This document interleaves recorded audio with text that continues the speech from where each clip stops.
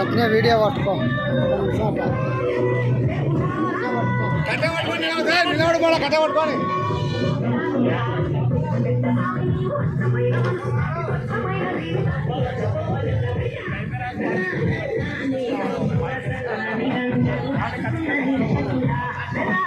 చెప్తా కొట్టాలి. ఎక్కడికైనా పోతే సామాన్లు ఎత్తాలి కదా.